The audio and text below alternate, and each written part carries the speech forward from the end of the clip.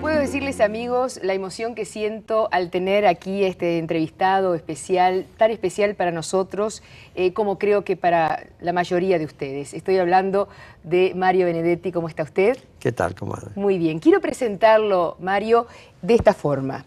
Usted es un hombre tan uruguayo como cualquiera, pero nació en Tacuarembó y a lo largo de su vida ha demostrado compartir sus palabras, sus imágenes y distancias.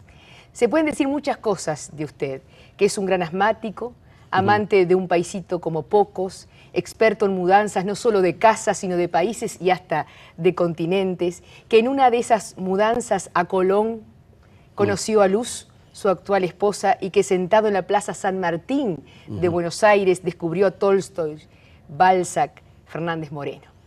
Podemos decir también que ha escrito más de 65 obras que han sido traducidas en más de 20 idiomas, que acaba de ser nombrado profesor emérito de la Facultad de Humanidades y quizás podamos decir, señores, que este señor, Mario Benedetti, fue el primer funcionario público que tuvo el honor de contraer el tifus en el Uruguay. A él, a usted, le estamos dedicando este programa. Hubiera preferido no tener ese honor porque me dejó la secuela del asma, justamente. Exacto, es un homenaje a usted y a su obra que para nosotros es algo indivisible, aunque algunos amigos suyos muy tiernos que usted va a ir descubriendo a lo largo de este programa han dicho que usted, para alguno de ellos, es un ejemplo un tanto extraño. Usted es más trascendente que su propia obra y eso habla del amor y el afecto que mucha gente tiene por usted y que usted ha logrado cosechar. Le quiero decir que nos hemos tomado el atrevimiento de ir buscando en su propia obra algunos pensamientos y algunos títulos. Y en este caso especial, en este primero vamos a hablar de Con o Sin Nostalgia y recorrer un poco ese pasado suyo. Nació en Tacuarembó. En Paso de los Toros, del departamento de Tacuarembó. Sí. ¿Qué recuerda, cuáles son los recuerdos nostalgiosos y cuáles son los otros recuerdos que de pronto no hay tanta nostalgia? Bueno, de Paso de los Toros tengo muy pocos recuerdos porque me fui a los 2 años, ¿no? Pero así todo, tengo algunos recuerdos. Yo parece que era muy difícil hacerme comer a mí, era muy macaco en eso, ¿no? Y entonces ponían un biombo y una sirvientita que habían conseguido, me hacía morisquetas y cosas y me distraía, entonces me daban de comer. Eso me acuerdo que todavía era en Paso de los Toros. Y me acuerdo también cuando nos fuimos a Tacuarembó, donde mi padre compró una farmacia, y mi padre era químico, farmacéutico, y me acuerdo en la estación de ferrocarril que la estaban regando con mangueras y que yo tenía una frazada. Pero tenía 2 años, ¿no? Claro, pero hay recuerdos de eso. Hay recuerdos. Ya después de Tacuarembó, que de los 2 a los 4 años, ahí tengo ya bastante más recuerdos, ¿no? ¿Cómo era Breno, el químico farmacéutico, su padre, y doña Matilde, su madre? Bueno, mi padre, como te digo, no era químico, se especializó en cosas de vinos, en la enología, y trabajó mucho tiempo en eso. Primero fue empleado público en los laboratorios de impuestos internos, en la cosa de análisis, inspección de bodegas y todo eso. Y después que se fue de allí y siguió trabajando para varias bodegas de acá, inspeccionaba los vinos y a veces dirigía en varias de las bodegas que dirigía los vinos. Mi padre fue muy amigo mío, ¿no? Yo me sentí siempre muy cerca de mi padre, lo quise mucho. Su muerte fue el primer golpe serio que tuve en mi vida, ¿no? Murió a los 71 años, ¿no? Fue un fumador empedernido, yo creo que por eso nunca fumé. Empezó a fumar a los 7 años y dejó de fumar 3 meses antes de morirse de un cáncer al pulmón, por supuesto. Mi madre tenía un desnivel cultural con él. Mi madre creo que ni siquiera había terminado la primaria, pero era una mujer muy vital, muy trabajadora. Se dedicaba a hacer ropa para niños, era muy habilidosa en ese sentido. Dirigió algunas secciones de niños de algunas tiendas, por ejemplo, de la vieja tienda inglesa, en los tiempos que estaba en el centro y eso, ¿no? Y después hacía muñecos. Habilidosa. Era muy habilidosa, sí. Y sobre todo, yo creo que de mi padre creo que heredé cierta obsesión moral. y de mi madre cierta vitalidad.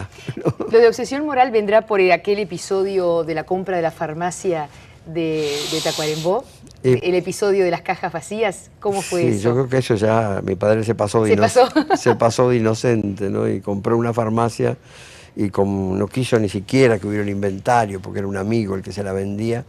Y bueno, cuando empezaron a llegar los clientes, se encontró que las cajitas estaban todas vacías, o sea que no tenía, nada. No estaban los...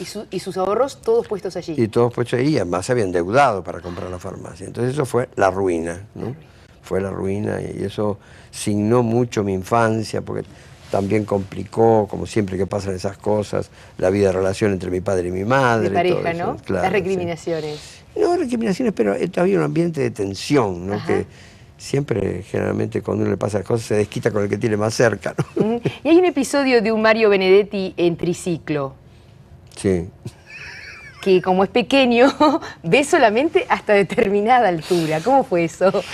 Esa es una de las cosas. Estar en la biografía es una de las cosas que nunca me he perdonado en mi vida, ¿no? ¿Hasta ahora? Hasta ahora. ¿Y lo recuerda realmente como una cosa fuerte? ¿Se le estruja el corazón cuando recuerda? En esa época que mis padres no andaban muy bien, y entonces venía a casa una muchacha que era un poco menor que ellos, que me acuerdo que se llamaba Blanca, muy bonita, preciosa. Yo me acuerdo que era muy linda. Y bueno, yo andaba, imagínense, si tenía menos de 4 años, andaba en un triciclo chiquito así. Y entonces de repente me acerco ahí, que estábamos los tres ellos sentados en una mesa, y entonces digo en voz alta, ¿no? Mirá, papá y Blanca se están tocando las piernas. Eso fue una catástrofe en la familia. Mi padre y mi madre no se hablaron durante meses. Esta muchacha dejó de venir a casa. Entonces yo de repente me di cuenta. ¿Dreno lo perdonó? ¿A mí? Sí. Y bueno, pues yo era un niño. Era ¿no? un niño. ¿Y por qué se siente culpable hasta ahora de eso? Y porque yo no sé si a lo mejor mi padre no hubiera sido feliz con Blanca. Está muy bueno, está muy bueno. No sé, pero... La duda, ¿no? De haber intervenido como parte del destino o de la vida misma. Claro, ¿no? claro. Y después a Colón, Montevideo. Bueno, sí, vinimos a Colón, vivíamos, como la situación era tan horrible, y vivíamos casi en un ranchito. Tenía así unas paredes de ladrillo, pero el techo era con chapas de zinc, ¿no? Pero usted escribió una cosa muy impresionante de esa época. ¿Recuerda? ¿Recuerda? Los vecinos. Sí, de los vecinos. Sí. Estos.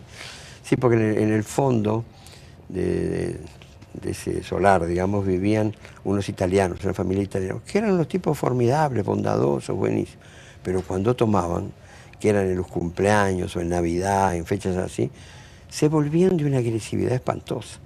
En una de esas fiestas, uno de los hermanos se subió sobre el vientre del otro y el otro estuvo orinando sangre como 6 meses. Otra vez otro quizá roció con nafta toda la casa y casi la incendió. Unos vecinos consiguieron que no la incendiara. Y esa vez, de repente golpean, nosotros casi ni teníamos para comer, ¿no? Creo que era una Navidad o algo así. Y golpean en la puerta del fondo y aparecen un hermano acompañando al otro, al que otro hermano más, porque era como yo le había dado una puñalada, ¿no? Y entonces estaba sangrando del cuello y de una mano. Entonces, bueno, allí no había teléfonos, en esa parte de Colón no había teléfonos, para conseguir un médico había que ir hasta Garzón. Mi madre rompió una de las pocas sábanas que teníamos para vendarlo, por lo menos hacerle un vendaje primario.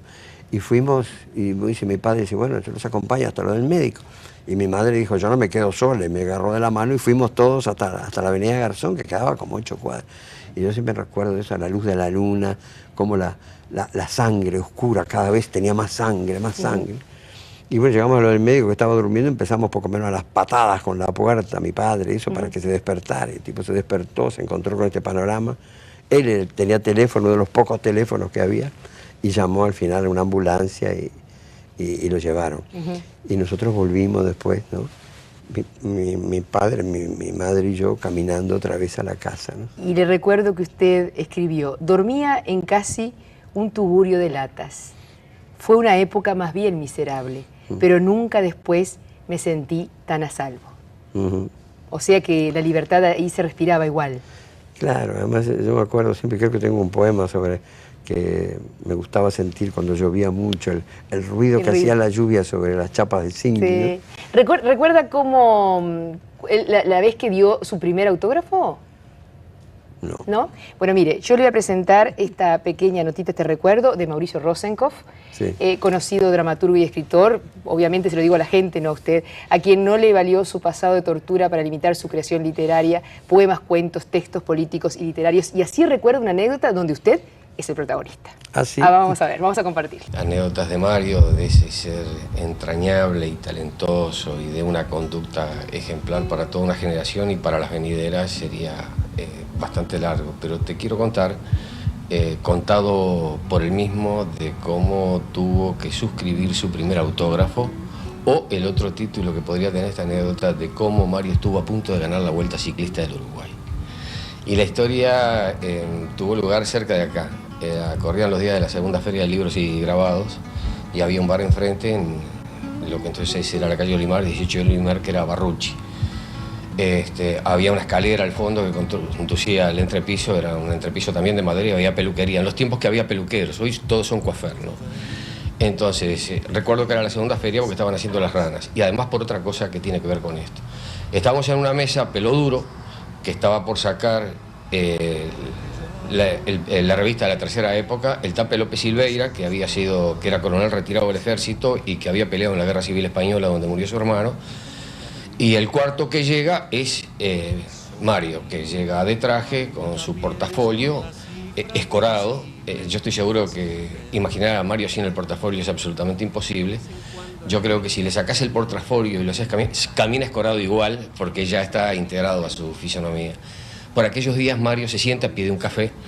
Por aquellos días Mario trabajaba en Piria, en la calle Sarandí, o Buenos Aires, no recuerdo bien, y todos estábamos vinculados a Marcha. Él venía de publicar Los Pocillos, eran los tiempos que ya había sacado los poemas del Hoy por Hoy, los poemas de la Oficina, El País de la Cola de Paja, y estaba hilvanando entonces La Gran Tregua. Entonces venía de la Caja Nacional. Como buen oriental casado, pasaba por la Caja de Empréstitos.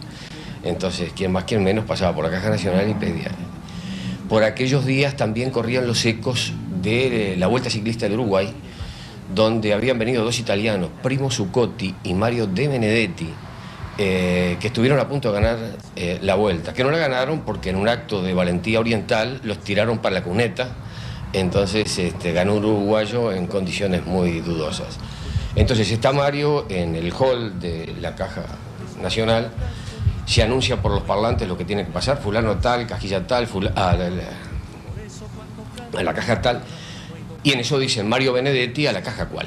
Entonces allí va Mario y llega a la rejilla, hay un movimiento entre la gente, cuando termina de cobrar o de pagar y firmar su recibo se retira, alguien lo intercepta y le dice, señor, yo quiero un autógrafo suyo. Mario se emociona. Entonces firma y el hombre le dice, esto es para mi hijo. Yo creo que usted, y no tenemos la menor duda, fue el ganador moral de la Vuelta Ciclista del Uruguay. Es decir, que el primer autógrafo de Mario, contado por él mismo, fue y después vinieron otros y muchos, y anécdotas, historias. Y Mario es de los candidatos que tenemos para un premio Cervantes o para premios de otra naturaleza, que entonces se van a acordar de darle algún premio acá, porque es curioso.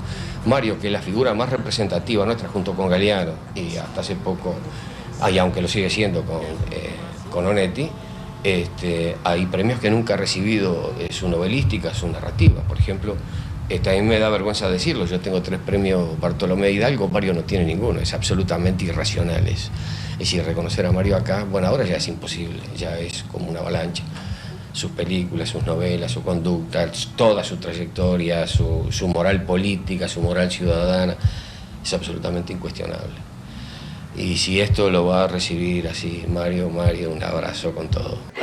Lo que es un amigo, ¿no? Lo que es un amigo, ¿no? ¿Recordaba esta anécdota? Yo no me acordaba, me acordaba así que muchas veces con esos préstamos que iba a solicitar, cuando se llama Mario Benedetti me decían, el ciclista, eso sí, hasta que un día me dijeron, el periodista, ahí ya empezó a acercarse a mi propia identidad, ¿no? Pero la vida es también un bandoneón. Hay quien sostiene que lo toca Dios, pero yo estoy seguro de que es Troilo. Cuando la alegría tira piedritas contra mi ventana, quiere avisarme que está ahí esperando. Pero hoy me siento calmo, casi diría ecuánime. Quiero compartir ya con usted esta notita que nosotros le revisáramos a Rubén Yáñez, que hace 50 años se dedica a la docencia, además de ser un gran actor y escritor y director de teatro y un gran amigo suyo. ¿Cómo no? Yo he sido, como miles de uruguayos, un lector entrañable de Mario, y me ha tocado, digamos, la fortuna de poner en escena un texto teatral de él, que él ya lo escribió bajo la forma de teatro, que es Pedro y el Capitán, que lo estrenamos en México, y La Tregua, que me atreví a hacer una versión de la novela, formidable novela de Mario, y que para mi satisfacción Mario me decía que le gustó mucho, que quizás sea la mejor versión de las que se han hecho, lo cual me llenó de alegría. Pero yo pienso que yo pude hacer eso por lo que me pasa con Mario Benedetti. Es decir, Mario Benedetti es de esos hombres que, a pesar de que su obra sea muy importante, yo pienso que él es más importante que su obra. Y a mí me seduce esa gente. Mario Benedetti tiene, a veces yo lo leo y veo en el humor de él un pudor por no caer en la grandilocuencia, en la hiperinteligencia, que a veces nos enferma un poco a los intelectuales, ese pudor que él tiene, que hace que el brillo se convierta en hondura. Y porque es un hombre que lo quiero mucho, él quizá no lo sabe, porque también tenemos pudores y no nos decimos ciertas cosas, porque en el periodo del exilio, donde nos hemos encontrado tantas veces en distintos lugares del mundo, Mario, con otros, fue uno de los infaltables en cada actividad que hiciéramos por la recuperación democrática desde el trabajo cultural en nuestro país. Y esto creo que la gente lo sabe, pero hay que decirlo reiteradamente. Yo creo que Mario es un escritor formidable, que incluso nos sorprendió, porque siempre pensamos que era muy uruguayo, que era profunda, y es profundamente uruguayo, pero me acuerdo cuando recién llegamos a México nos sorprendió ver que Mario llenaba teatros, grandes salas, con él leyendo poemas o leyendo fragmentos de su narrativa. Lo que quiere decir que Mario es de alguna manera un paradigma de aquello que había dicho Tolstoy: pinta tu aldea y pintarás el mundo, que la universalidad, a la universalidad que llega Mario, llega a través de lo que tiene más cerca, es decir, de lo que mejor conoce. Todo esto está siendo una sorpresa para usted. Sí, cómo no. No, y lo de Yáñez, me alegra que haya estado ahí también para verlo, es un excelente amigo, y realmente la versión que hizo de La Tregua me pareció estupenda. No cambió de opinión. No, no, no. Porque usted fue un crítico de los duros. Bueno, no. Dicen. Dicen, ¿no? ¿Cómo reacciona frente a una crítica injusta que considera injusta usted ahora? Bueno, depende, ¿no? Porque... ¿Pero le duele todavía? Y depende del crítico, ¿no? ¿Ah, sí? Hay críticas que, aunque tal vez las más duras, que no me duelen, ¿no? Porque, no sé, siempre se habla de los escritores comprometidos, pero casi nunca se habla de los críticos comprometidos, ¿no? Y entonces a veces uno se da cuenta que lo critican por otras razones que no son las literarias, ¿no? Y en ese caso, entonces, ¿qué vamos a hacer? La novela que escribió a los 11 años, ¿cómo se llamaba? El trono y la vida. Se llamó. Sí, bueno, ¿Qué fue el destino de ella? No, la basura. La basura. ¿Y qué pasó después con la otra, de la cual no vende, tira 1000 ejemplares y no vende ninguno? ¿Cuál era? ¿La víspera indeleble? No, pero eso no era una novela, era un libro de poemas. Un libro de poemas. Pero con toda razón, era malo, era un libro malo, no, no es que reniegue uno, ¿no? Pero uno era tan inexperto que ni siquiera lo incluyo en inventario, nunca lo incluí en inventario. Y cuando usted conoce a este hombre Raumsol, que creo que es un hito en su vida, un quiebre importante, ¿no? Sí. Usted se va a Buenos Aires, siguiendo este maestro de la logosofía. Y fui secretario de él. Secretario de él. ¿Cómo fue su vida allí? ¿Por quién optó? ¿Usted optó por ir o su familia? ¿Cómo fue? ¿O usted era de la corriente logosófica? Bueno, mis padres eran, ¿no? Y yo entré muy chico allí, ¿no? Tenía 13 o 14 años. Y bueno, y este hombre un día me vio, yo siempre fui muy trabajador, así que trabajaba también bastante ahí. Y ya era taquígrafo. Fue. Y un día este hombre, bueno, me vio, habló conmigo y me llevó para Buenos Aires como secretario. Y bueno, fue una experiencia con muchos aspectos y unas cuantas desilusiones, ¿no? Yo ya ¿Qué edad tenía usted ahí? Bueno, ahí, cuando fui, haber estado entre los 17 y los 21 años, una cosa, más o menos. Pero yo ya he escrito sobre eso y no me gusta volver sobre el tema. ¿Y los aspectos que tienen que ver con la religión y usted? ¿Fue bautizado, por ejemplo? Sí. ¿Tomó la comunión? Fui bautizado y tomé la primera y como 2 comuniones más. Pero sobre todo era para complacer a mi abuela materna, que era muy católica, yo la quería mucho, y a una tía también, hermana de mi padre. Pero nunca tuve una vocación religiosa. No, nunca tuve. Y ahora menos. ¿Tomó la primera comunión en la iglesia de Punta Carretas? En la iglesia de Punta Carretas, sí. Y ahí mi otra abuela, mi abuela materna, vivía a los fondos de la iglesia esa, y a su vez al lado de la carbonería El Buen Trato, que fue por donde huyeron los Rosiña, Moretti, fue la primera fuga esa que fue famosa, ¿no? Famosa. Y eso por un lado, y por otro lado se veía a los curas que se remangaban las sotales y jugaban al fútbol, ¿no? Y yo los oía, ¿no? Eso me acuerdo perfectamente. Y entonces de repente los muchachos, pues jugaban con los muchachos, ¿no? Y los muchachos de repente le hacían un fau al cura, ¿no? Y dice, mirá que te voy a mandar 37 Padre Nuestros y 28 Ave Marías. Eran humanos. Lo penaba con oraciones, ¿no? ¿A quiénes admiraban en esa época ustedes desde el punto de vista literario? Es decir, o en su mundo juvenil, ¿cómo estaba compuesto? ¿Tenía ídolos? ¿Tenía gente a la cual respetaba? Bueno, yo de niño, que empecé a leer, yo qué sé, yo a los 6 años ya sabía leer o cosas por el estilo. Y el primer libro que leí se llamaba 2 años de vacaciones, de Julio Verne, que fue un libro que me fascinaba, ¿no? Porque no creo que muchos lo conozcan. Es una excursión, va a salir un barco con una excursión de niños, que los mayores tendrían 12 o 13 años y de ahí para abajo.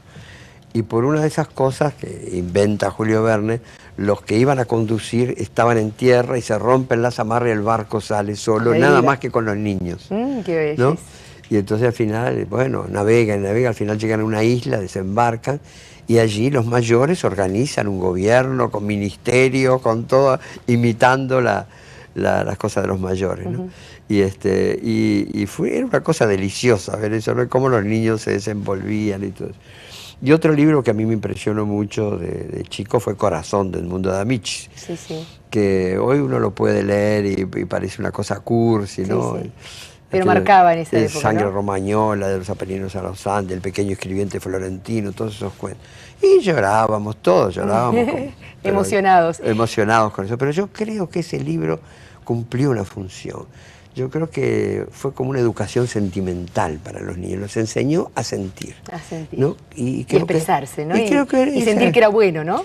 Sí, y conmoverse. Yo creo que eso era más positivo en medio de todo que hoy con las cosas de las galaxias en televisión y los ametrallamientos y toda esa violencia espantosa que es lo que absorben hoy los niños, ¿no? ¿Pero usted fue al liceo alemán o a la escuela alemana? Colegio alemán. Al colegio alemán. Sí. ¿Por qué lo deja? Bueno, yo hice toda primaria en el colegio alemán, porque mi padre, como era químico, admiraba mucho a los alemanes, ¿no? Pero cuando ya faltaban creo que 15 días para terminar el 6º año, un día yo llego a casa y le digo a mi padre, mira, vino el profesor y dice que a partir de mañana, cuando entre el profesor, tenemos que saludar así. Y entonces mi padre, que admiraba a los alemanes, pero no a los nazis, ¿no? Y dice, bueno, para que no pierdas el año, vas estos 15 días y se acabó. Porque yo iba a salir del liceo, y ahí no seguí el liceo ahí. Y bueno, entonces a partir de ese momento los alemanes eran muy duros, ¿no? El colegio era terriblemente duro. Pero la disciplina esa de pronto le sirvió. Sí, me volvió bastante disciplinado, bastante puntual. Y lo que más le sirvió fue el ir a la escuela, ¿no? Claro. En aquel tranvía, Sí.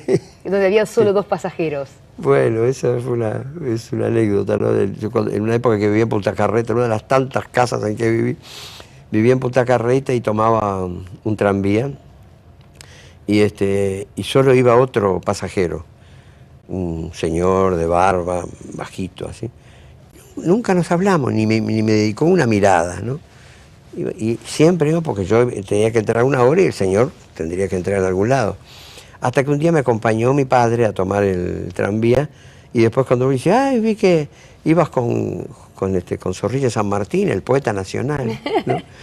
Y entonces, bueno, para mí entonces no significó nada, ¿no?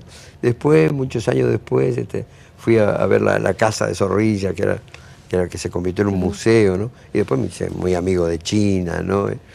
Y ese poema que escribí, se lo dediqué a China. Yo hasta ahora creía que era solo un poema, resulta que es también parte de la... Sí. Hasta hace muy pocos creía eso. Los poemas de la oficina significaron de pronto la consagración suya. No sé la consagración, pero la primera vez que tuve lectores. ¿No? ¿Quiere compartir con nosotros esta entrevista que nosotros le hicimos a Antonio Taco Larreta, conocidísimo actor, escritor y director de teatro, que además se ha desempeñado como guionista de cine y televisión y que habla un poco de esto que estábamos hablando recién? No sé si te acordás, Mario, que hacia fines de los años 50, creo que fue, tú publicaste los poemas de la oficina por ahí, por el 56 o 57. Yo te abordé en la Plaza Independencia, donde creo que solíamos cruzarnos a menudo, porque tú vivías muy cerca y yo trabajaba en el Solís o en el Odeón, un club de teatro que eran todos alrededor. Y te pedí autorización para recitar en un festival que se hacía en el Teatro Solís, un festival de teatro, para recitar algunos de los poemas de la oficina. Y me acuerdo de tu cara, primero de sorpresa, sorprendiste muchísimo de que aquello pudiera ser materia para un actor. Y después me acuerdo también de tu recelo, que yo lo ligo un poco al recelo que todos teníamos en ese momento, aquello que se llamaba entonces la declamación. Tú te imaginaste probablemente los poemas de la oficina en boca de alguna de aquellas declamadoras. Bueno, pero la verdad es que me autorizaste a hacerlo y yo lo hice 2 o 3 semanas después en el Festival ese de Teatro Solís, con el Solís lleno, y fue un suceso absolutamente extraordinario. Yo recuerdo que el teatro se vino abajo. Yo hice 6 o 7 poemas tuyos. Y a partir de entonces, yo creo que la mitad de los actores uruguayos siguieron mi línea y hicieron los poemas de la oficina. Se convirtieron en un caballo de batalla para muchos. Y yo seguí recitando cosas tuyas, me acuerdo en programas de televisión, recitaba sobre todo el fantástico poema tuyo sobre el jardín botánico. Ese lo recité muchísimas veces, ese se me convirtió en mi propio caballo de batalla. Voy a guardar la angustia en su escondite y luego a tenderme cara al techo, que es una posición gallarda y cómoda para filtrar noticias y creerlas. Quiero creer que estoy volviendo con mi peor y mi mejor historia. Conozco este camino de memoria, pero igual me sorprendo. Hay tanto siempre que no llega nunca, tanta osadía, tanta paz Esto que dispersa, estábamos escuchando, que era subirse a un escenario, leer poemas, Sí. fue parte de la vida de Mario Benedetti Claro. en el exilio. No es caprichoso. No, claro que no. No, a mí me costó mucho, yo siempre fui, sobre todo de niño, de adolescente, muy tímido, ¿no? Entonces, enfrentarme al público para mí era un problema terrible, ¿no? No le digo cuando tuve que subirme a una tribuna para hablar de política, eso ya era la catástrofe. Pero incluso subirme a un escenario y decirlo, pues de a poco me he ido acostumbrando, he ido venciendo esa timidez. Pero después incluso hemos hecho esos recitales con Nacha Guevara y Favero, también con Daniel Biglietti, ¿no? Que nos llamó, que ya me estaba olvidando, desde España, para dar un abrazo enorme, para darle un abrazo enorme y todo su afecto, porque no podía estar acá, porque nosotros también queríamos tenerlo como Claro. estos invitados especiales. Sí, bueno, Le agradezco a Daniel también. Porque creo que cuando sí salga este programa, él va a estar en el Uruguay. Puede ser, cómo no. Y entonces decíamos que Gracias por el Fuego aparentemente no era una gran obra para Rodríguez Monegal. No, con Emilio fuimos muy amigos y hicimos cosas juntos, como la revista Número y demás. Pero bueno, pues también usábamos la franqueza, ¿no? Esa era yo creo que fue una característica de la generación del 45, que fue bastante autocrítica también. Y bueno, yo le di a leer Gracias por el Fuego, y cuando me la trajo, me dijo, ¿querés que te dé un consejo? ¡Qué mala! Me dijo, no sé si inspirado por la palabra fuego. Y digo, ¿y por qué? ¿Por qué te cae tan mal?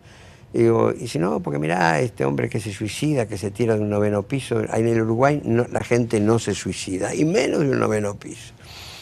Y yo le digo, pero no será porque, no sé si sabés que está prohibido, en aquella época estaba prohibido mencionar los suicidios en la prensa. No se suicida. Bueno, después yo la presenté al concurso de Biblioteca Breve, y salió finalista.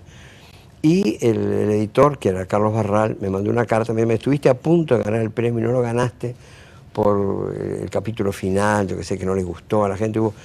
Había habido 4 votaciones empatadas con el mexicano Vicente Liniers, y recién en la 5ª votación me ganó Liniers. Y un poco por eso. Y yo lo volví a leer y realmente encontré que no estaba ahí, lo rehice, saqué otro capítulo del medio, le agregué otro. Entonces después Emir más adelante me dijo, no, ahora quedó mejor, ahora yo no te hubiera dicho que la quemara. Bueno. Pero además, el día que apareció Gracias por el Fuego en Montevideo, me acuerdo que yo trabajaba en la mañana o el diario, iba cruzando la Plaza Independencia y de repente vi una cantidad de gente que estaba ahí, un conjunto de gente al pie del edificio Ciudadela, creo que se llama. Me acerqué y era que un tipo se había tirado del 9º piso. ¡Qué increíble! Espantoso. Increíble. Fue premonitoria su obra, porque en Uruguay es otra realidad con respecto a ese tema. Y bueno, yo dije, miren, yo juro que no lo contraté. No, por supuesto que no. El exilio.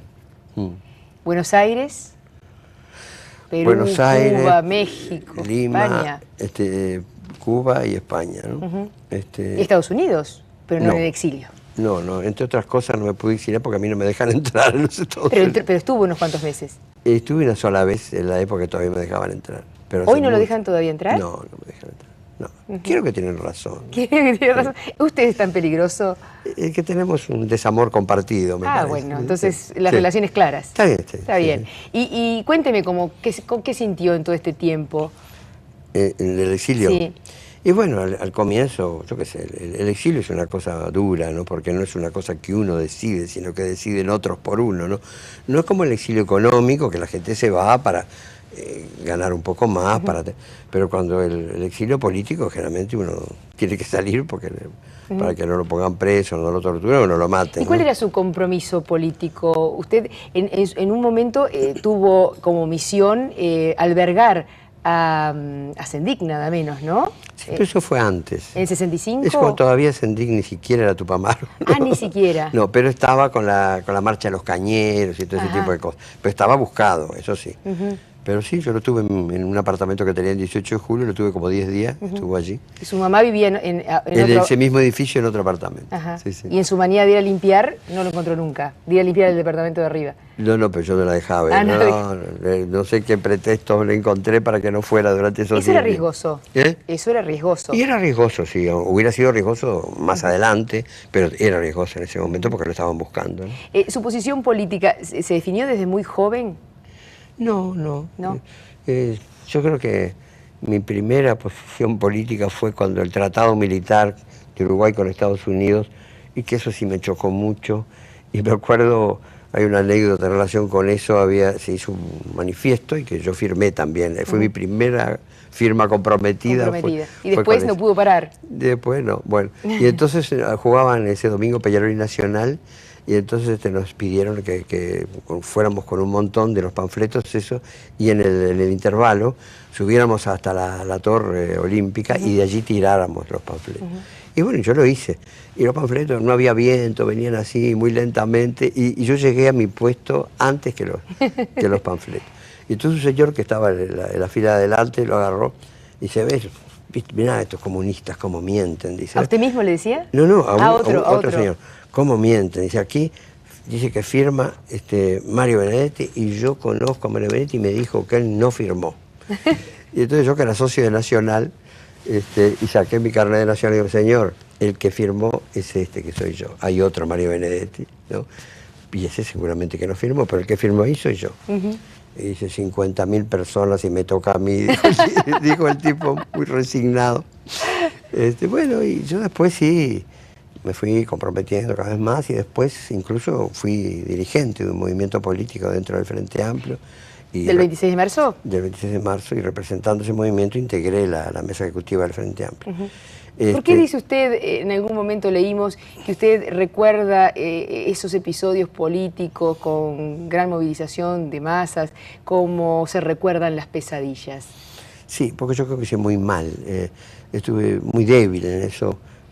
Claro, se me presentó casi como una obligación moral, ¿no?, en aceptar un cargo de dirigente. Yo no tenía la menor vocación, ni la tengo, para ser dirigente político. Pero después empezaron las cosas cada vez más difíciles, más difíciles. Si hubiera sido en épocas normales yo hubiera renunciado, pero en ese momento parecía un signo de cobardía, entonces me la tuve que aguantar, ¿no? Y entonces para un intelectual es difícil, porque uno tiene sus propios conceptos sobre los problemas que van ocurriendo, y si uno milita en un movimiento o en un partido, y además si es dirigente, si ha aceptado ser dirigente, lógicamente tiene que llevar a la tribuna lo que el movimiento resuelve. Y yo muchas veces me encontraba hablando a 30, 40, 50.000 personas de cosas de las que no estaba convencido. Y eso me angustió muchísimo a mí. Y por eso nunca más he querido. Después, acabada la dictadura, eso en varias ocasiones me han hablado para que vuelva a la política, y no, yo no quiero volver. Un error lo cometí una vez y nada más. Y cuando estuvo en Cuba, aquí se corrió el rumor de que usted se había suicidado, lo seguía la maldición de... Sí, sí. Sí, varias veces han dicho que me había muerto o que me había suicidado. ¿Cómo recibe usted eso, ese tipo de rumores? Yo creo que son opiniones críticas más bien, ¿no? ¿De crítica literaria? Sí, yo creo que son formas de la crítica literaria. ¿Que no lo quieren ver ni leer más? No mucho. ¿Tiene muchos detractores? Y unos cuantos, sí. También otra gente que hace... Yo no estoy por la crítica favorable, sino por la crítica seria, ¿no? Exacto. Muchas veces se dice que uno escribe pseudonovelas, pero también hay pseudocríticas, ¿no? Quiero compartir con usted esta entrevista que le hicimos a Mercedes Rein. Es una de nuestras, le digo a la gente, queridas escritoras uruguayas, que ha publicado cuentos y novelas y que ha traducido y escrito importantes obras de teatro, y se siente muy amiga suya. ¿Cómo no? No recuerdo exactamente, yo ya debía conocerlo, haberlo visto algún día en marcha, por allá por fines de los 50, pero yo tengo el recuerdo de un fin de año en Times Square. Al lado mío estaba Mario Trachtenberg, que era el Benjamín, el más joven de los críticos de marcha, tendría 19 años entonces. Del otro lado creo que estaba Mario, era de noche, al lado de Benedetti, quiero decir, Mario, para nosotros Mario, Benedetti es Mario. Al lado de él estaba Luz, su señora, y había un policía negro, me acuerdo, enorme, y una multitud y cohetes, y era la noche del 31. Y bueno, y de ahí recuerdo que fuimos a lo de Arturo Despuey, que era que fue uno de los primeros, yo no lo conocía, fue el primer crítico de cine, de marcha también. Y bueno, y después de eso anduvimos, nos volvimos a encontrar alguna vez en ese viaje por Estados Unidos. Recuerdo que ya debe haber sido el año 60 o 61, porque ya había sido la Revolución Cubana. Bueno, después nos vinimos, por supuesto, y trabajé con Mario en la Facultad de Humanidades, en un lugarcito, un recoveco que heredamos de Ángel Rama. Yo era asistente de Ángel Rama, que se fue, que estuvo en Estados Unidos en esa época, y Mario Benedetti vino de director en lugar de él, y me acuerdo que ahí le conocí más de cerca el asma, y además la calidad humana, que por supuesto ya en el 60 ya había publicado Los Montevideanos y los poemas de la oficina, pero bueno, todavía no era tan conocido, tan famoso. Y ahora lo que te quiero decir es que me alegro muchísimo de estar acá, porque creo que si hay un uruguayo que se merece un homenaje y que ha hecho mucho por todos nosotros y por el Uruguay, que debíamos de... En fin, yo debía haberlo imitado y haber trabajado tanto y tan bien como él, pero bueno, cada cual hace lo que puede. Yo de Mario tengo la impresión de algo sólido como una roca. Y bueno, y va a durar. Eso que menciona Mercedes de Estados Unidos fue la única vez que me dejaron entrar, ¿no? Sí. Y nos encontramos y fuimos al teatro. ¿Y se siente sólido usted, fuerte, como ella dice? No, yo soy bastante más frágil que lo que dice Mercedes. ¿Y que es una impresión que... No sé, bueno. ¿Qué le dejó el exilio? ¿Qué le dejó el exilio? ¿Qué me dejó el exilio? Bueno, el exilio, yo qué sé, son muchas cosas, ¿no? En principio es una cosa negativa, porque cuando es contra la voluntad de uno, ¿no? Pero a su vez tiene cosas positivas también, al margen de la intención de los que lo lanzan a uno al exilio, ¿no? Yo creo que de los gobiernos no se aprende mucho, pero de la gente, de los pueblos, ¿no? Se aprende, ¿no? Conoció a Michelini también, Gracias al exilio conoció a Michelini. Bueno, yo lo conocía porque habíamos sido compañeros en la mesa ejecutiva del Frente Amplio. Ajá. Pero en Buenos Aires fue donde consolidamos más nuestra amistad. Nos veíamos 3 o 4 veces por semana, almorzábamos muy a menudo. Por eso para mí la muerte de Michelini fue un golpe durísimo, durísimo. Para mí era como un hermano Michelini. Y además uno piensa la importancia que hubiera tenido para las fuerzas de izquierda en momentos como ahora, ¿no? Porque era un hombre de un carisma extraordinario, ¿no? Y además tan buena gente, ¿no? Tan generoso. Bueno, eso fue mi primer exilio, que fue a Argentina. Pero en todas partes yo traté de relacionarme con la gente, de no enquistarme nada más que en la famosa nostalgia, ¿no? Que igual uno la tiene, pero no hacer como muchos exiliados que llegaban y no vaciaban las valijas, porque pensaban que dentro de 15 días iban a volver. No, yo sabía que iba a demorar el regreso, ¿no? Y traté de vincularme con la gente, de meterme en los problemas, de tratar de aprender de la cultura de cada uno de esos países, de la historia de cada uno de esos países. Y hice muy buenas amistades que las retomo cada vez que vuelvo, ¿no? a uno de esos países. De modo que también el exilio me dejó cosas positivas. ¿Cuántos años fuera del país? Y estuve 11 años. Son bastantes. No, son bastantes. Si a uno le dan palos de ciego, la única respuesta eficaz es dar palos de vidente. Ojo por ojo, lente por lente. El hombre se come el pasto, el burro los caramelos, la nieta manda al abuelo y la sota al rey de basto. Cada hora vino con su muerte, si el tiempo fue una cueva de ladrones. Los aires ya no eran Buenos Aires, la vida nada más que un blanco móvil. Usted preguntará, ¿por qué cantamos? Usted sabe que este tema lo escuché hace muy pocos días en la televisión argentina, en un programa que se ve en directo. Sí. Lo dirige una mujer muy hermosa. No sé si lo escuchó. No, pero ese ¿por qué cantamos? Sí. Lo ponen muy a menudo. Bueno, pero los argentinos ese día estaban festejando el Día Internacional de los Derechos del Niño o algo así, digamos, como en todo el mundo. Sí. Y estaban eligiendo, y habían elegido un poema suyo, digo, no es... A tal punto que cuando fue el Papa la última vez a Argentina le cantaron ¿por qué cantamos? Un coro de 2000 personas al Papa. ¿Qué le parece? Me impresiona eso cuando lo veo, cómo lo quieren los argentinos, por no ir más lejos, porque tampoco uno no ha estado en contacto con otros países. Cuando vuelve, encuentra aquel país que usted narra, recrea en el país de la cola de paja.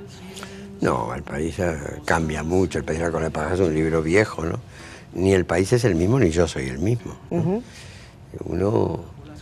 El país cambió mucho durante los años de la dictadura, ¿no? Y yo también cambié durante los años de exilio.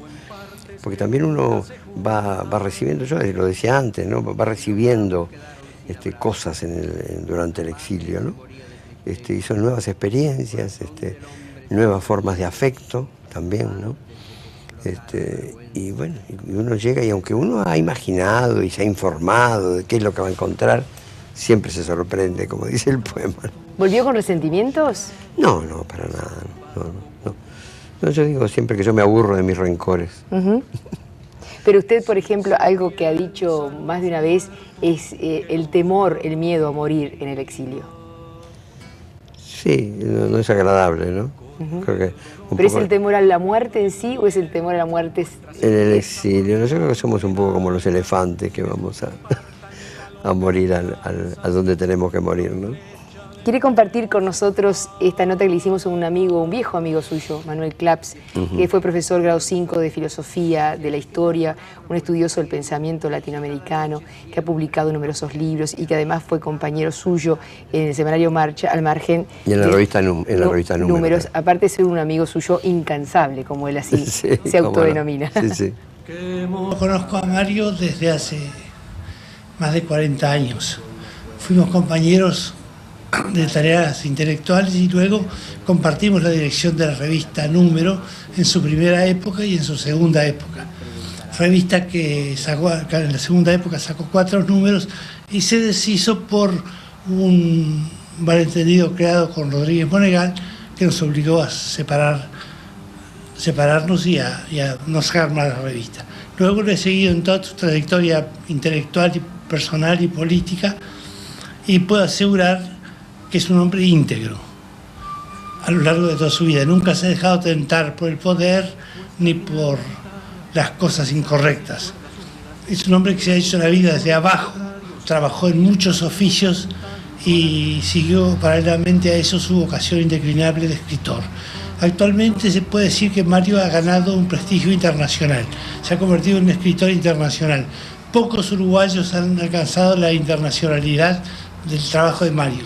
Yo tengo experiencias personales, por ejemplo en México, cuando él fue a México a presentar algunos de sus libros que le editaba la editorial Nueva Imagen, editorial por otra parte que vivía de Mario y Mario de la editorial, porque yo tengo una edición que es la 11ª edición del inventario, las poesías de él, hecha en México, y se leía a todos los niveles, cosa que me sorprendía a mí porque en el pueblo como Toluca, que es la capital del Estado de México, a 60 kilómetros del Distrito Federal, le decía a mi señora, ¿usted es verdad que usted lo conoce a Mario Benedetti como si se tratara de un extraterrestre? Sí, dice, usted me promete una cosa, profesora, si vuelve a venir a México, ¿lo traería a dar una charla a la facultad?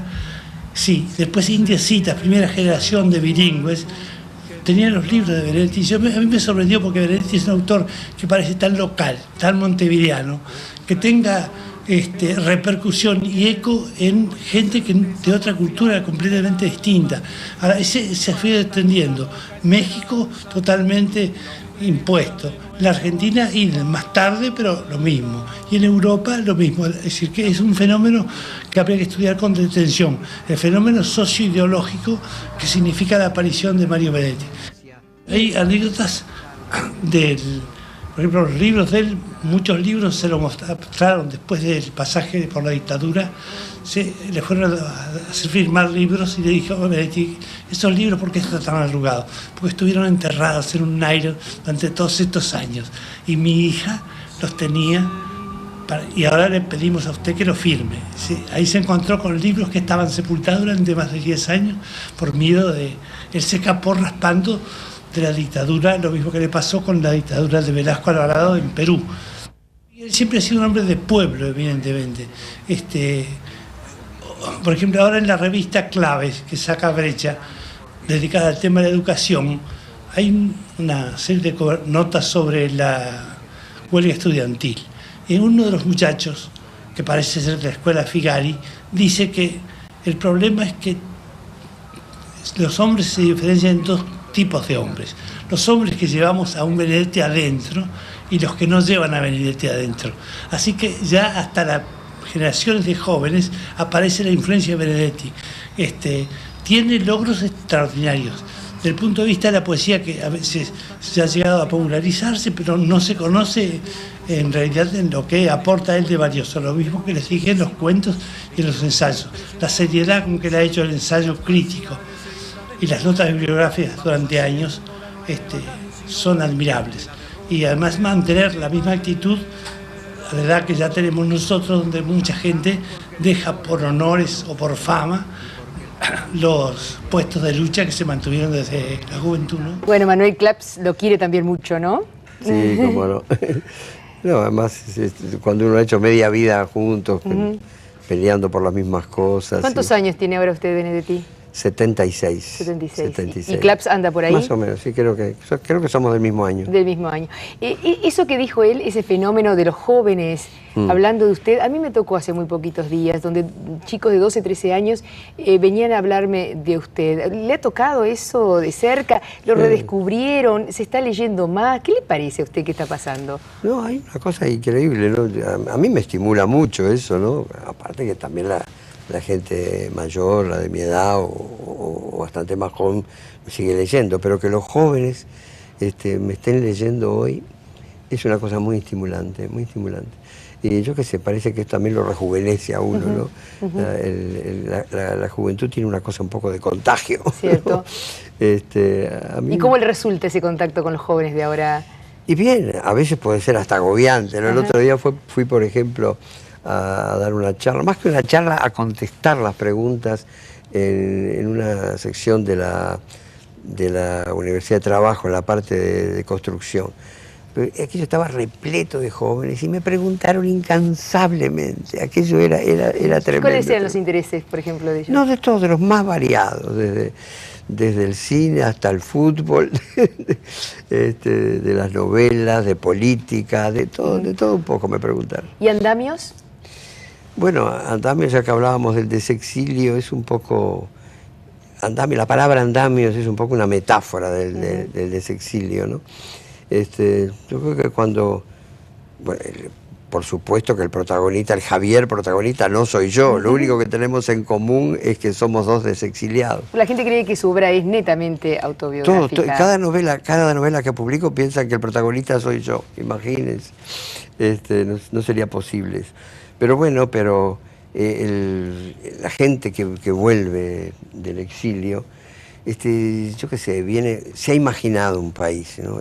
Como dos países, el país de sus nostalgias y el país imaginario, de a ver cómo estará el país ahora. Y cuando llegan al país, aunque vengan más o menos informados de lo que pasa, se encuentra que el país es otro, que no se corresponde con ninguno de esos dos países que tenía, y que también uno es otro, ¿no? Exacto.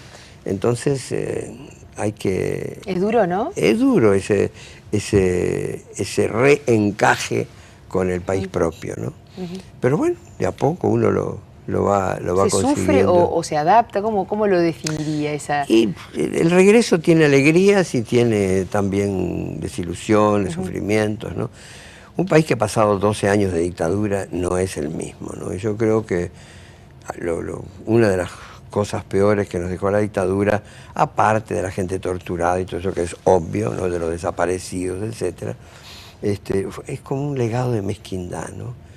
La gente se ha vuelto menos generosa, menos solidaria, pero yo creo que se va a ir recomponiendo, ¿no? No sé, pero de todos modos es difícil. ¿Se han vendido más de 20.000 ejemplares entre Argentina y Uruguay, puede ser? No sé si llega a esa cantidad, pero sé que la nos primera dijeron de la edición de 14.000 se agotó y salió una segunda y creo que está por salir una tercera, pero, pero no sé las cifras, no las tengo exactamente. Sus obras han estado en la cinematografía, desde Los Pocillos, que ha tenido, yo no sé, 3, 4 versiones, ¿no?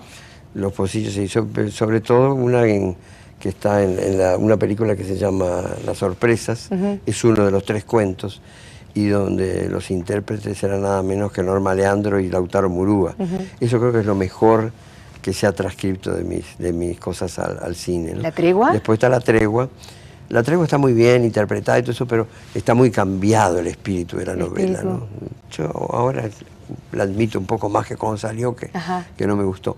Y Gracias por el Fuego también, que le pusieron un final que no me gusta. Claro, un autor es muy difícil que quede conforme con las adaptaciones, ¿no?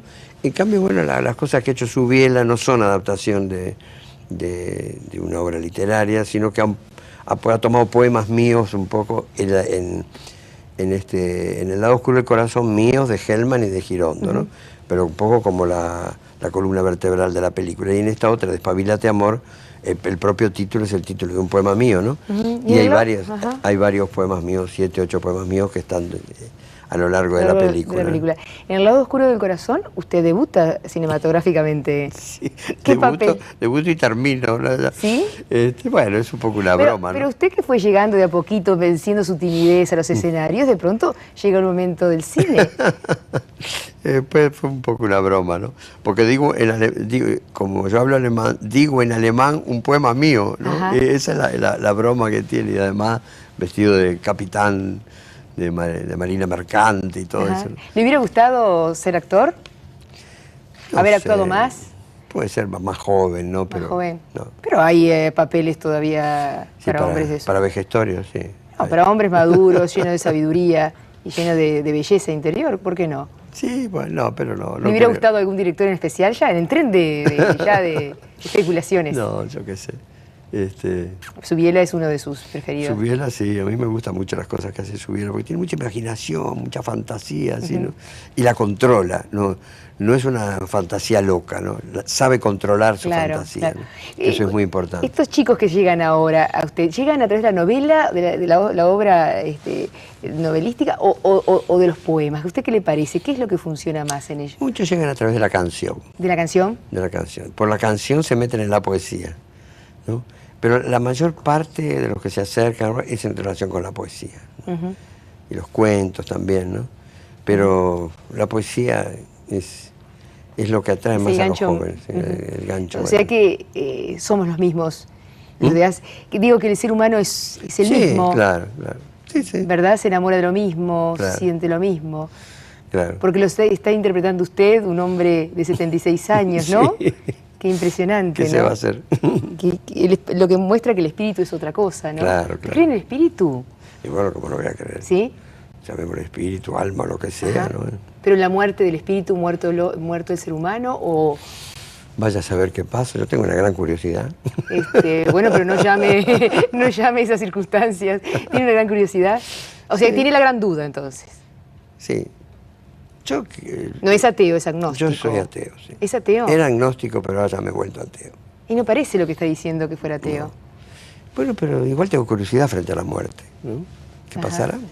Lo más probable es que no haya nada, eso es lo más probable, me parece. Pero bueno, tampoco me cierro a que haya algo. ¿Cree en el sexto sentido? Digo, en esa posibilidad de ampliar la percepción. Usted es un mago de la percepción. Pero no el sexto sentido. No cree en eso. Más bien el sentido común. Pero ese es el menos común de los sentidos. Sí. Dice por ahí. Silvia Lago, conocida narradora uruguaya, catedrática de literatura uruguaya y directora del Departamento de Literatura Latinoamericana de la Facultad de Humanidades y Ciencias de la Educación, también está en nuestro programa y habla sobre usted. Conocí a Mario Benedetti hacia fines de la década del 50.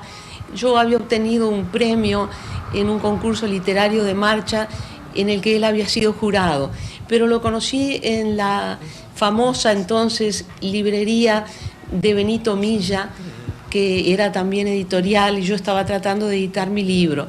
Ahí tuve el gusto de, entre libros y entre los intelectuales de la época, que eran sobre todo los de la generación del 45, conversar especialmente con Mario, y se inicia una amistad que dura hasta ahora y que se basa no solamente en la enorme admiración que siento por la persona y por la obra de Mario, sino en una especial dedicación que he puesto como estudiosa de la literatura y como gustadora de la literatura en el estudio, en las apreciaciones sobre su obra. Una pequeña anécdota: hace 2 años tuvimos en la Facultad de Humanidades, donde soy profesora, una clase que después se convirtió en un seminario sobre los escritores del 45 con 20 estudiantes avanzados, y en los comienzos todos dijeron que bueno, que iban a estudiar Benedetti, pero que les interesaba relativamente porque ya lo conocían, pero no era así. Empezaron a leerlo y al final del seminario, de 20 estudiantes que eran, 12 hicieron sus monografías sobre la obra de Mario Benedetti y encontraron seguramente esa raíz, esa entrañable cercanía que se produce entre el autor y su público, sus lectores.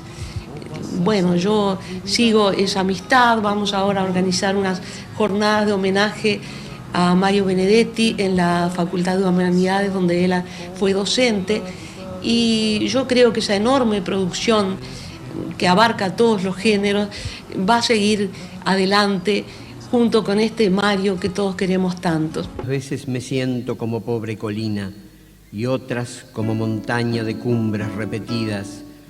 Unas veces me siento como un acantilado y en otras como un cielo azul pero lejano.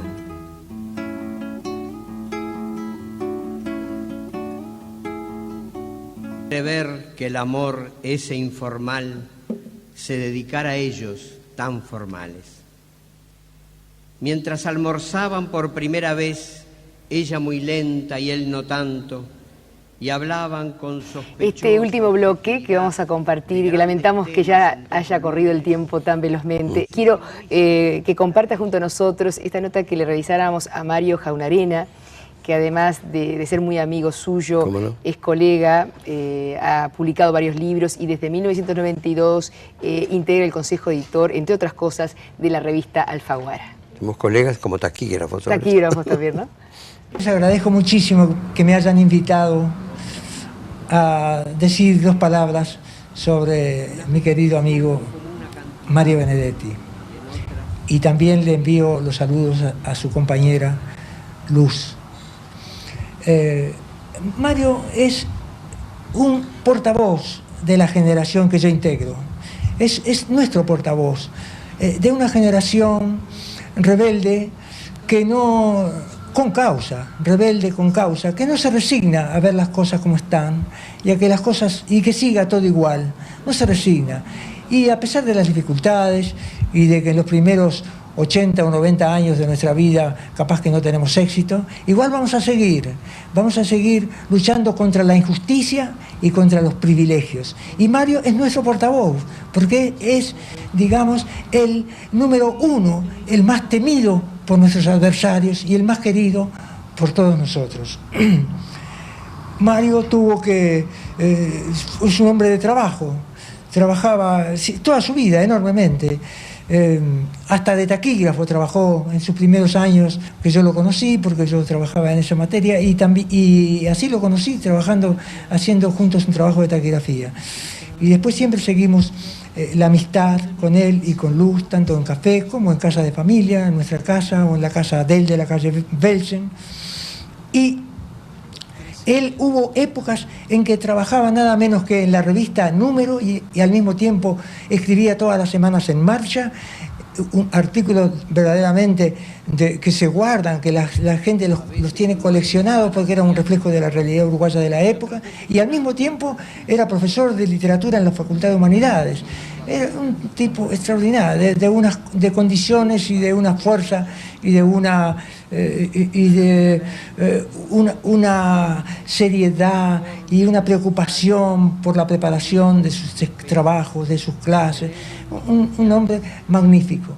Es un tipo fácil de admirar, Benedetti, porque hace un año tuve oportunidad de ver un episodio verdaderamente entrañable. Él hizo una lectura de cuentos y de poemas en el Club Banco República, en la Rambla, en Pocitos, y al terminar, con la mitad del público de pie, en Chile y en la Argentina le ocurrió que al recitar poemas, algunos grupos del público le coreaban lo mismo que le estaba diciendo, que le estaba leyendo del libro, alguna parte del público se lo coreaba de memoria. Este acto del Banco República fue también interesantísimo y tuvo un éxito bárbaro de público. Y al terminar, todos se abalanzaron a la mesa donde él estaba, una cantidad de personas, pidiéndole que que le firmara un libro, 2 libros. Y Benedetti, como siempre, accedió, se sentó allí a firmar los libros y aparecieron 2 o 3 jóvenes, niñas de 12, de 13, 14 años, no más, y se acercaron con timidez y le dijeron: maestro, ¿nos permite que le demos un beso? Y él, con mucha sorpresa, le dijo, bajó los ojos y les dijo: sí. Y mientras él firmaba los libros, las chicas se iban turnando y le iban besando la mejilla de Mario. Parece una persona muy dulce. Sí, fantástico. Lo mismo su mujer, Yana Dumnova, que es de origen ruso, y que es pintora y diseñadora también muy buena. Con ellos siempre hemos tenido muy buena amistad. ¿Cómo es Luz? Bueno, parece que debe ser una persona con bastante paciencia para aguantarme más de 50 años, ¿verdad? Y yo creo que un poco el hecho de estar 50 años juntos tiene que ver con varias cosas, con lealtades, con afecto, por supuesto, eso es lo primero. Y también que seamos bastante diferentes uno del otro, incluso en lecturas y todo eso, de modo que nunca nos hemos aburrido. Sería ese el secreto, ¿no? Yo creo que sí, y aparte de eso hemos estado muchas veces que estar separados, ¿no? Mis exilios a veces ya no me pudo seguir de inmediato, hemos estado a veces bastante tiempo separados. Y bueno, eso también, entonces uno cuando está separado siente nostalgia del otro, ¿no? ¿Qué es para usted la vida? Bueno, qué palabra grande, ¿no? Grande. Sí. Y bueno, yo qué sé, y es un episodio mínimo, ¿no? Que tenemos que aprovechar dentro de lo posible para dar y recibir, ¿no? ¿Qué le diría a los enamorados? Usted está hablando de la posibilidad de seguir amando a la misma persona, ¿no? Como una posibilidad. Sí. ¿Qué le diría? Bueno, yo creo que algo que dije una vez sobre la paz, creo que la paz es la aceptación del otro. También el amor es la aceptación del otro. No querer imponerle al otro que empiece a ser igual que uno, ¿no?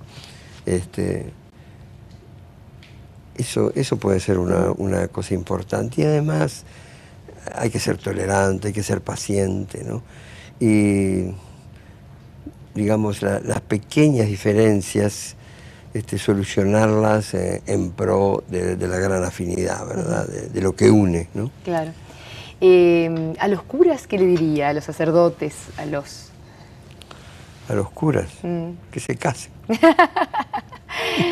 ¿Y a los idealistas? Y a los idealistas que no se queden solo en el idealismo, que trabajen por sus ideales, ¿no? Que es la mejor forma de comunicarse con ellos. ¿Qué recuerdos atesora? Y bueno, imagínense, muchos recuerdos, ¿no? Buenos y malos, ¿no? Pero los mejores son los recuerdos que tienen con el afecto, con el amor, con la amistad, con la solidaridad, ¿no? Por ejemplo, cuando yo estaba en Buenos Aires exiliado, que fue mi primer exilio, yo era muy inexperto en materia de exilios en ese momento, después me volví un experto, pero en esa época donde todo amenazaba, donde 2x3 iban a buscar a la gente a las casas, yo corrí más peligros en Argentina que en Uruguay, ¿no? Y entonces yo tenía un llavero que yo decía que era el llavero de la solidaridad, ¿no? Con llaves de una cantidad de gente amiga a la que yo podía ir en cualquier hora del día o de la noche para refugiarme, y lo hice unas cuantas veces, porque era una época que de repente aparecían 20 cadáveres en un basural de Buenos Aires, ¿no? Era una época bastante intranquila, bastante desasosegada. De modo que para mí, por ejemplo, eso fue importante en un momento que era tan difícil, saber eso que era como que las llaves del afecto, ¿no? Y entre muchas otras cosas, por supuesto. Claro, claro. ¿Qué rincón de Montevideo es el que más le gusta? Yo he vivido en tantas casas, en tantos barrios, ¿no? Pero yo creo que un poco eso sí, yo digo que La Borra del Café tiene un envase autobiográfico y un contenido totalmente imaginario. Pero un poco lo que le ocurre al protagonista con el barrio Capurro, ¿no? Yo creo que todos los barrios de Montevideo en que viví, en el barrio en que me sentí más integrado, claro que era un niño, ¿no? Fue Capurro, ¿no? Porque Capurro es como una república aparte, creo que es un bolsón, Capurro, ¿no? Y hay muchísima gente que trabaja allí y no va nunca al centro, al menos en mi época, ¿no? ¿Y a los políticos, por ejemplo, qué les diría o cuál es su pensamiento? Es tan difícil que los políticos escuchen a un intelectual. ¿No se siente escuchado? No, no creo. No. Yo creo que no escuchan a los intelectuales. Bueno, algún político puede ser que le interese. Por ejemplo, Sereñi es muy buen lector, ¿no? Y además pinta, que es un hombre muy culto. Michelini también era un hombre muy culto y que leía mucho, ¿no? Pero esa es su condición de persona que hacen eso, ¿no? Claro. ¿Cómo somos los montevideanos para usted? ¿Cómo? ¿Cómo somos los montevideanos? Porque usted ha escrito mucho sobre eso. Yo creo sobre los uruguayos en general. No sea complaciente, porque nos haría bien saber cómo nos ve. Aparte de lo que piense yo, que lo diré después, pero a mí yo siempre recuerdo una cosa que dijo Quino, el autor de Mafalda, que una vez en un reportaje que hicieron en Italia, creo, le preguntaron cómo definiría a un uruguayo. Y dijo: un uruguayo es un argentino sin complejo de superioridad, ¿no? Está muy bien. Y el uruguayo, lo que pasa es que el montevideano un poco también, pero ahora los uruguayos son casi todos montevideanos, porque la mitad del país vive en Montevideo, lamentablemente, ¿no? Porque sería mucho mejor que estuviera más repartida la población. Pero es muy introvertido, yo creo. Por último, antes de esta lectura que nos prometió, ¿qué es lo que no ha hecho y que le gustaría de pronto realizar todavía? Aún. No, ya es imposible a mi edad ponerse proyectos así de cosas extrañas, ¿no? No, me gustaría viajar mucho menos, ¿no? ¿Quedarse más acá? Quedarme. ¿O dónde? Aquí o en Madrid, pero siempre tendría que estar en los dos lados, ¿no? Por distintas razones, incluso profesionales. Pero no estar viajando constantemente. A esta altura, me acuerdo cuando era joven, mi anhelo mayor eran los viajes, y hoy mi anhelo mayor es quedarme en un sitio tranquilo, poder tener tiempo para escribir, para escuchar música, para ir al cine, para ese tipo de cosas, ¿no? Las más sencillas, ¿no? Sí. Las cosas más sencillas. Sí. ¿Qué cosa nos puede leer? ¿Tiene gusto por leer? ¿Le gustaría compartir con nosotros? ¿Sí? ¿Por qué no? Este es mi último libro de poemas. Voy a leer un poema que no es demasiado largo, que se llama Señales. Dice: en las manos te traigo viejas señales, son mis manos de ahora, no las de antes. Doy lo que puedo y no tengo vergüenza del sentimiento. Si los sueños y ensueños son como ritos, el primero que vuelve siempre es el mismo. Salvando muros, se elevan en la tarde tus pies desnudos. El azar nos ofrece su doble vía, vos con tus soledades, yo con las mías. Y eso tampoco, si habito en tu memoria, no estaré solo. Tus miradas insomnes no dan abasto. ¿Dónde quedó tu luna, la de ojos claros? Mírame pronto, antes que en un descuido me vuelva otro. No importa que el paisaje cambie o se rompa, me alcanza con tus valles y con tu boca. No me deslumbres, me basta con el cielo de la costumbre. En mis manos te traigo viejas señales, son mis manos de ahora, no las de antes. Doy lo que puedo y no tengo vergüenza del sentimiento. Yo le agradezco muchísimo y me da casi vergüenza leer esto que hemos elaborado, que dice así: señor Benedetti, a pesar de los despistes y franquezas que hemos incurrido en este reportaje, tuvimos la certeza que la geografía de un escritor que no da tregua, que es tan montevideano como el que más, que supo transmutar la vida en literatura, las perplejidades del fin de siglo en letras de emergencia, a ese señor la sed y el agua le dice gracias por el fuego. Bueno, gracias a ustedes también, que ha sido muy agradable estar aquí. Bueno, tratando de imitarlo, no, por favor, simplemente un homenaje para quien nosotros consideramos una de las figuras claves de nuestra literatura y bueno, con una dimensión humana que hemos descubierto a través de sus propios amigos. Ha sido un gusto.